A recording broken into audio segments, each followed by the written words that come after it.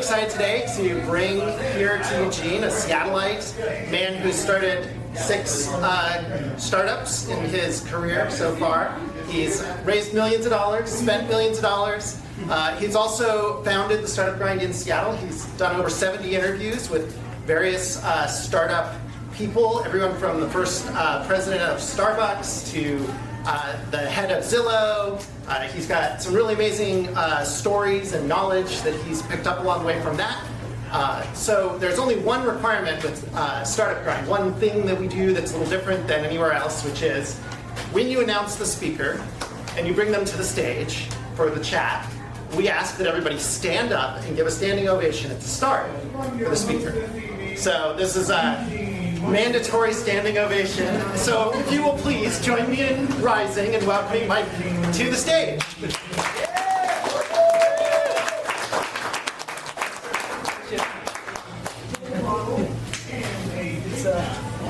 It's always odd because remember I've always been on that side. I've always interviewed, not the interviewee or interviewee. So it's always a little odd to be over on this side of the fence, but always fun. Well, Mike, thank you for joining us today. Happy to be here. So I have sort of a Eugene question for you because I thought saying that we're bringing a Seattleite down to Eugene could like ruffle a feather or two. I'm not sure.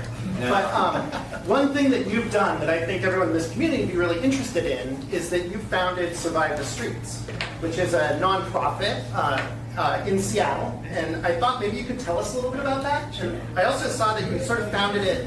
It seems like you founded that rather early in your career. So it wasn't a, hey, I made it in the business world and now I'm going to start a nonprofit. It looks like you started Survive the Streets in like 1999. Is that right? And it's just been this part of your life. So I'm curious if you could talk a little bit about that. Like, what do you do? Yeah, absolutely. Can you hear me back? You guys hear us? Yes.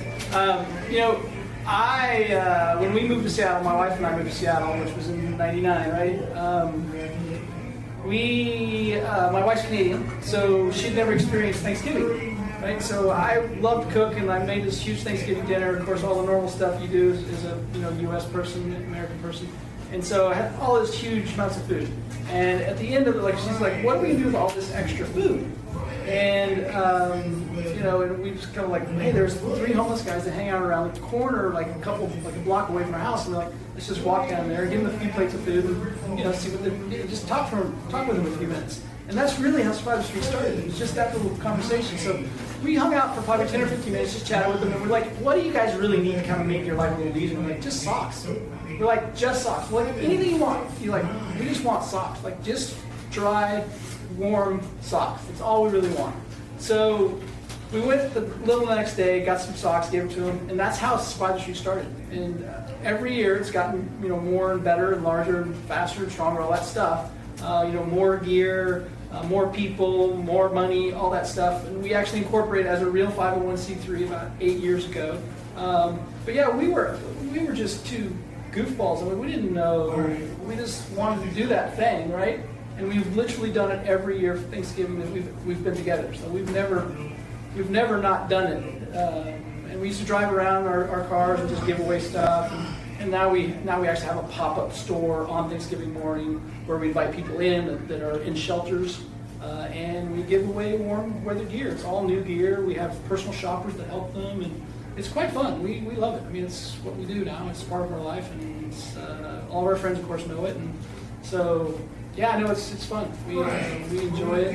It's really opens your eyes to different things. And in the early years, it was really eye-opening because you would literally be talking to someone who was literally on the streets, right? So, we don't really focus on those people today because it's harder to make an impact. Where we focus on people that are in shelters. So, yeah, it really does affect kind of how you think about that stuff. We took a break and went to Sri Lanka and, volunteered there for 2 weeks after the tsunami happened in 2004 or 2005, whenever that was. So that all happens because you have a different mindset, right? So do you think, as an entrepreneur, you were sort of doing all your ventures while you were doing this charity work? Do you think that threading those two together was good? Like, essentially, did you have to make sacrifices professionally in order to carry out your charitable work, or do you think it actually helped in some way to be connected to That's that? a good question. I would say there is some sacrifice. I mean, Patty and I do, we have to, because, really from mid-September through Thanksgiving, you're pretty busy in your off hours when you're not working. You're probably doing something Survivor Street related. But yeah, there's a little bit of sacrifice, but if you think about it, we have a fundraiser now, so we have people that come to the fundraiser and meet people. Some of my investors have been big donors. So yeah, I think it's more better than or less sacrifice than more, right? Yeah. And my personality is, if we don't do it, let's do it. Let's really do it, and that's how I work, right? So doing it and starting it was not a big deal. Okay? It's just what you do. Yeah. So I guess it's just an intro. So thank you for telling me about Survivor Streets. I've been really curious about your charitable work. So tell us about being an entrepreneur. I mean, how did you get started? Why'd you get started? I'm a horrible employee. It's just absolutely horrible. I've only started companies. I've only either, been with, friends and started a company, or, other people start a company, or myself start a company. I've really never worked for anyone per se. I definitely had short stints at jobs, but they've been known, okay, 6 months here or 12 months. It was like a known quantity. It wasn't like, you work here till you're, grow old. I've never had that job. So I just don't know how to do. I don't know how to act as not an owner. I don't know how to act like an employee. I've never not had a company. I had, when I was 15, I had a t-shirt business. When I was 17, I had a painting business. In college, my roommate and I had a painting business called the Paint Dribblers, because we would play basketball. I thought it was the coolest thing ever, right? We had this little business card, and this guy spinning a basketball, and there was paint dripping off of the basketball. It was really dumb. We thought we were the coolest guys ever, right? So yeah, so we had a little painting company when I was in college. But yeah, I've just never not had something, whether it's been a side project or a real thing, never not had something going that was a thing, an entity, right? Doing something on the side, whether it's selling t-shirts or, building software or whatever, right? Yeah. I just don't know how to act, right? So to probe on one of your businesses that you did, so as I understand it, you grew a business from $750,000 in revenue to about $7 million in a couple of years. Yeah, it's crazy. It was a services business, right?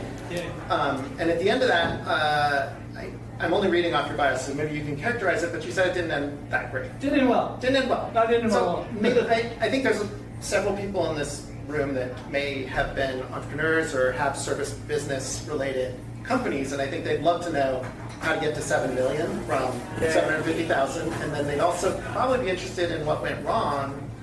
Can you share that story? Yeah, absolutely. So rule number one, never go in business with your really good friends. That's probably not the best idea.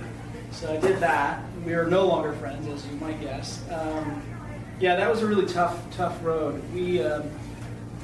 My friend of mine, Sean, I just sold the company, so I really wasn't doing a lot. I was helping a couple people on a couple small projects, and Sean knew that, right? We're friends, so he's like, so we were good friends. Like, we introduced him to his wife, so we were like really good friends, like quite good friends.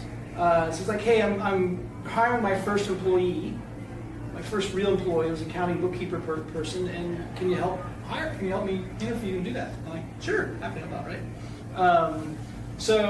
And he was doing about 50 grand a month. It was basically just a general contracting company at that point in time. Sean was pretty bright. He was a Cougar, went to Washington State, but yeah. So it just got crazy. I mean, I helped him for a little bit, like a day or two for a while, and then pretty soon it's 3 days, and pretty soon it's 4 days, and pretty soon we formed a partnership, and we're doing stuff together, and I'm building software to help run the business, all the stuff that you kind of do, and within a year we're probably doing 150, 200 grand a month, and then after 3.5, 4 years we were it was crazy. We were doing 600, 700 grand, 800 grand. I mean, it was getting Why? pretty. Like what? Well, why? What caused that number to tick why? up? Because why did we grow so fast? Partly economic. It was partly the economic just environment that we lived in, you know, back in 2007, 6, 7, 5, 6, 7. But also really, really strong brand. Right? It was called Logan's Hammer. It had a really strong brand, and people loved just the logo.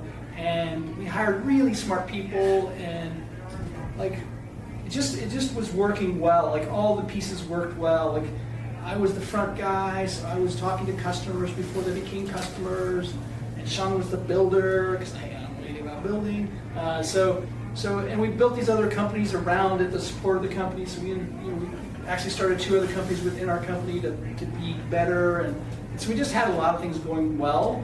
But we just grew so fast. We had 80 employees at one point, and it was just crazy because the growth chews up money, and if anyone's been involved in a company that's really growing fast, it just sucks cash, right? So we borrowed too much money, and at the end of the day, it just got really ugly because it was 2008 or whenever that crash was, right? So, and in that business, really, really deep cuts for people. So it was high pressure, right? There, when that starts to happen, you have to start laying off people, and he just couldn't handle it. Honestly, he just didn't go well. So we parted ways. I took a couple of the companies. He kept the general contracting company, and I'm not sure why I did it because I'm not a construction guy. I'm just not that guy. I'm not a builder. I'm not a tinkerer. I don't like to work. I just don't like to do that stuff. But I love to build businesses, and I love to build processes and systems and that stuff. So we did okay as the 2 companies I had, and he did okay on his. But I just didn't have the passion. That's really what I learned was I didn't have the passion for that business, for that industry, working with tradesmen. It wasn't interesting for me, right? And at the end of the day, I just couldn't do it right, and we got kind of in front of our skis too much. I mean, we were making our own paint. We were doing all kinds of wacky shit.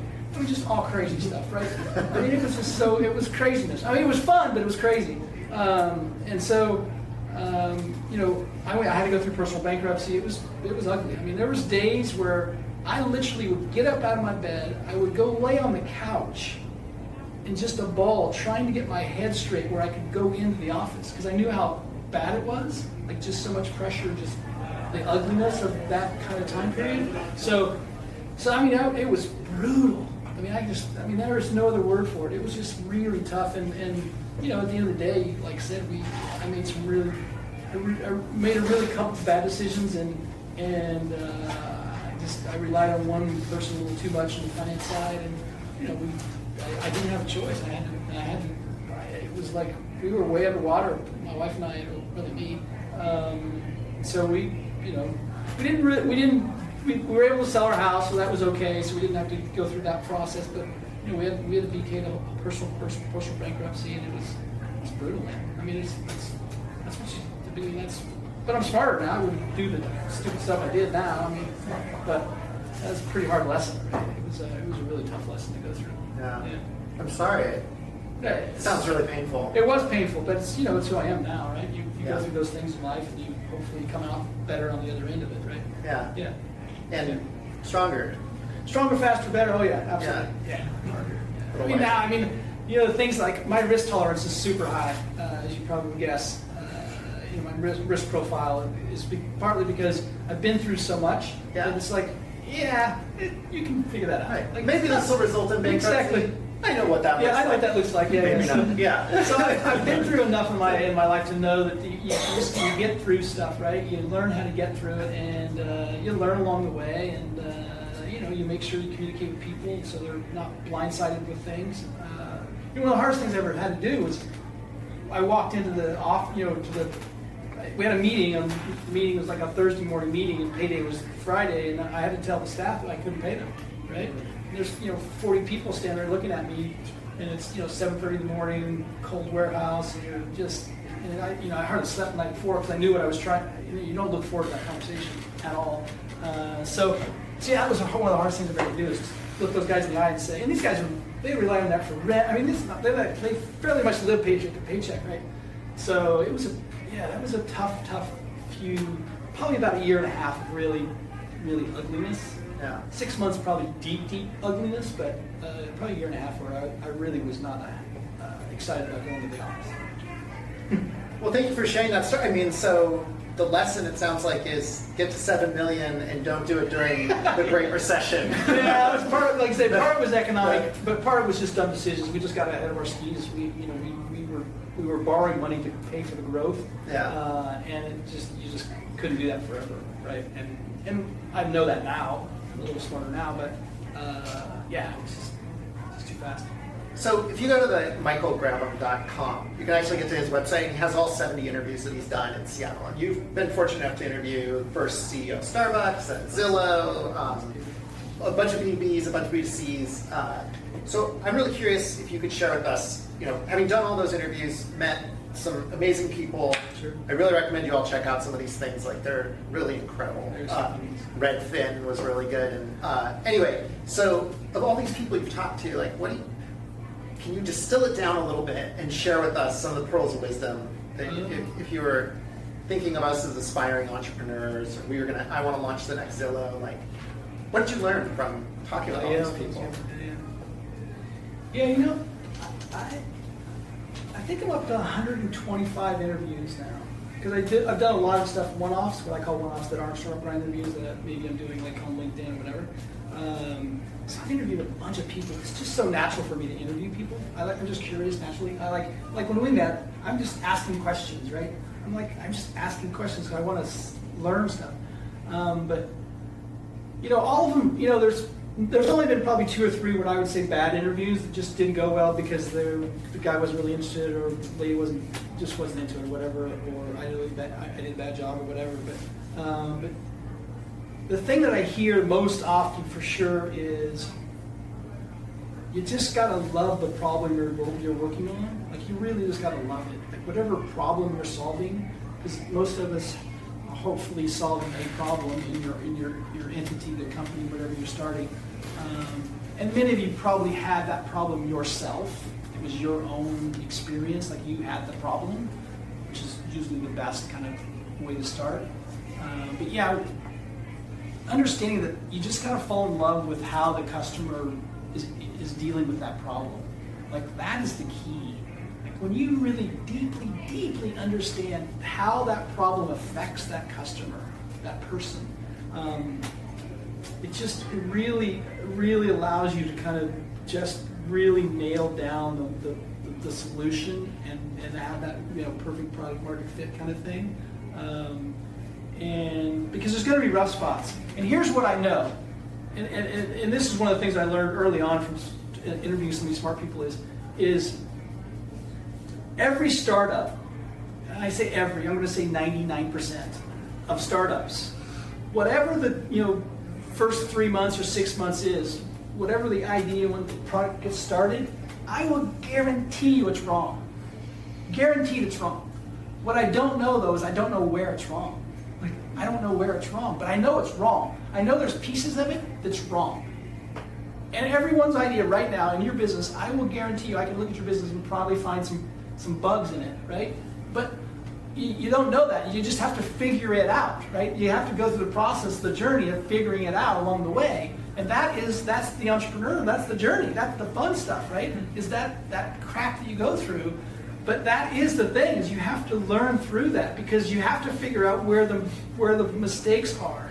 Because it's never perfect. Uber didn't start as Uber, Airbnb didn't start as Airbnb, Facebook didn't start as Facebook. None of them started in what they are today. They're all very different. And your startup's no different. Everything I've ever done started one way and ended another. And it's just how the world works. So you have to be flexible, and you have to be constantly learning, constantly listening. Like, the best CEOs are good listeners, because they're listening to both employees and or customers, right? And they're really good listeners. Some other things I've learned, people are everything. Everyone says that, but everyone echoes it, right? Everybody always says that, the CEO's like, what is for my, these 2 guys or these 3 people when I started, we wouldn't be here. There's always those stories. Like, it is the humans that you start with, early on, are super critical, super critical.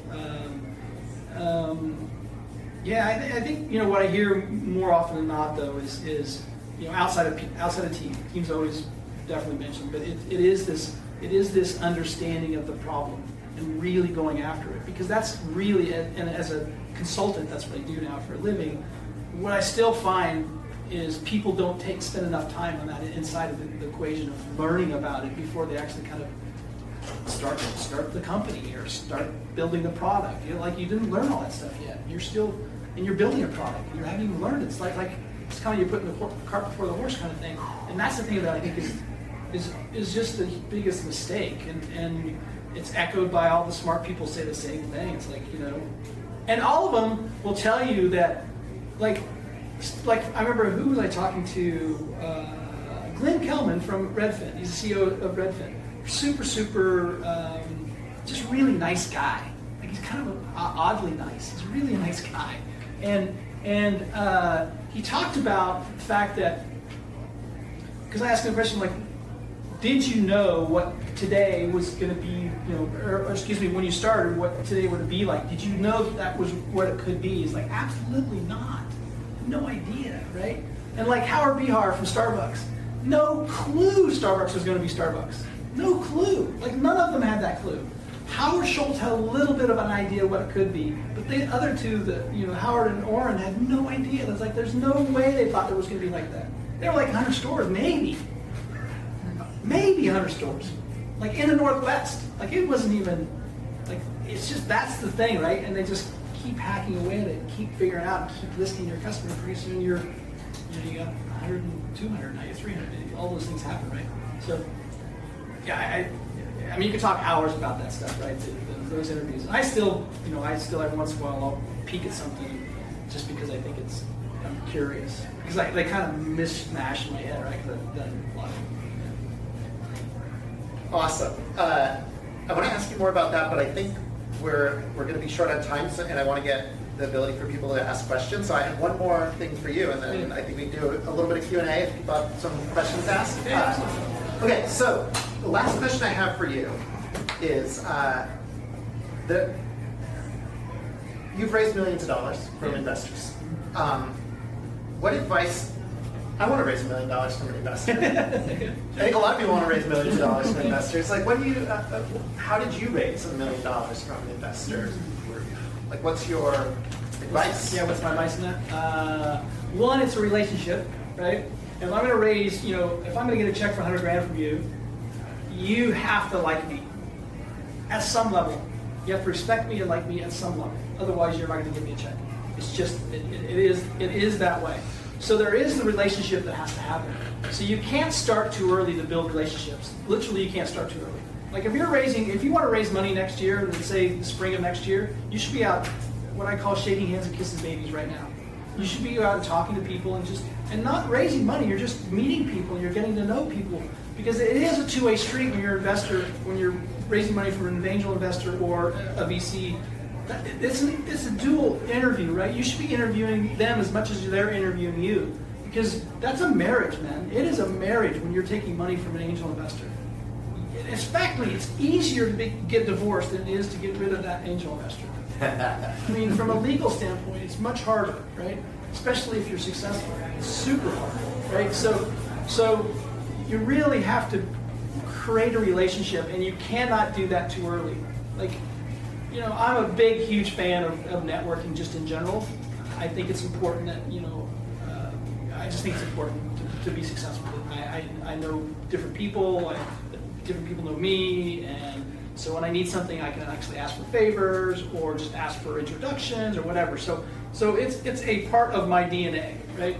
To literally network, like do it for purpose, not just to meet some smart person, but like do it because I want that in my head, or I want to know that person, right? So I'm not doing a kind of willy-nilly stuff. Like so it's important to do that in your career, especially post college, because you don't know who you're going to need to touch base with, and it is so much who you know versus what you know, especially in smaller cities. I mean, I live in Seattle and I have for 20 years, but it's still a fairly small city. I mean, you live in DC, I mean, it's, it's really who you know, man. It's really important you know the right people, because they can make simple introductions. They can make just a simple email introduction, can open a door for you to allow you to talk to this person who then maybe opens another door, right? So it's just this network effect that you really have to do, and I cannot stress enough how important the relationship is. They have to like you. They're not going to give you a check if they don't like you. It doesn't happen. It never happens. It never happens that way. So don't think it's going to happen to you because you're special. You're not special. Like, all of us are special, but none of us are special, right? It's just, we all have great ideas, and they're all average ideas. It's just, that's just the nature of our beast, right? But you can't think you can walk into a VC or an angel investor's door and have such a great idea that they just want to give you money if they don't know you. Because it just doesn't happen. It's just, it's unrealistic at every end. It's unfathomable. It will not happen ever. So make sure you create relationships. It's not hard, but you do have to make an effort at it. And it does take time. Like, I met him tonight. Now, it may take me 3 months, 6 months to have some kind of relationship with him where I can at least email him and say, hey, Josh, can I get this or can I get that? What's your first name? Justin. Justin. I knew it was a J, sorry. So yeah, I mean, it takes time, right? You can't just do it overnight. I mean, I meet you, it's like we may or may not have a relationship. We may have something in common, we may not. But we have to make those efforts, and because I think the relationship part of it is the key for raising money. It is the ultimate key. And doing a shotgun approach is not going to work, right? Meaning just talking to every person that says that I'm an investor. That doesn't work. You need to take a rifle approach and say, he likes SaaS companies, she likes, food-related companies. I mean, right? Everyone has their theme, right? Everybody has some theme. Most people do. 90% of people have a theme when they're investors, right? So it's just, you can, and it's not hard to figure out. You can ask around and figure those themes out, but you should talk to people like, don't bring her, she's a food person, don't bring her, highly technical, wacky, search engine, right? She's gonna I don't care, it's not my thing, right? It's not that I don't like you, it's just not my thing. So be aware of that. Like, again, just be smart about it. It's not rocket science, man. Raising money is not rocket science. It's a time suck. It takes a lot of time. It'll suck the life out of you sometimes, but it's part of being the CEO and founder too. It's maybe the fun part or maybe the bad part, depending on how you want to look at it. But it ain't easy. Even when it's easy, it's not easy. Like, it can be easy if you plan well and have a great idea and you've got some traction. Like, I talk about the three-legged stool, like, because most people, when they come to me, they're like, oh, I'm raising money, can I get some introductions, right? And I get those emails at least once a week, right? And I'm like, are you really ready to raise money? Are you really ready? Because you're probably not ready, because you probably don't have one of the three-legged stool is, one, do you have any traction, like any traction whatsoever? Do you actually have any idea what it costs to acquire a customer? And do you have some uniqueness about your business? Is it unique in the method? Is it unique in the product? Is there some uniqueness there? And I mean like a 10x uniqueness, not like a 2x uniqueness, right? So if you have those three things, then you could be ready to raise money, but most people don't have those things ready. So those are the things you have to have ready if you think you're going to go raise money. It's not, again, it's just not for the faint of heart. And investors don't like to be, nor do you, like to waste time. I don't like to waste my time, and you don't like to waste your time, and I know you don't like to waste your time, right? Yeah. So just be smart about it, right? Well, I appreciate that. And to plug Startup Grind, I think we've got here, make friends, not contacts. It's one of our core values. There are a lot of very wealthy startup grinders around the world, actually. So if you're looking for money, this is a good community to participate in. We have San Francisco is our big conference in February, so it's always a good time. Yeah, it's a great conference here. It's a really good conference. Super great conference. Lots of great people you'll meet. It's one of the most diverse conferences you'll go to.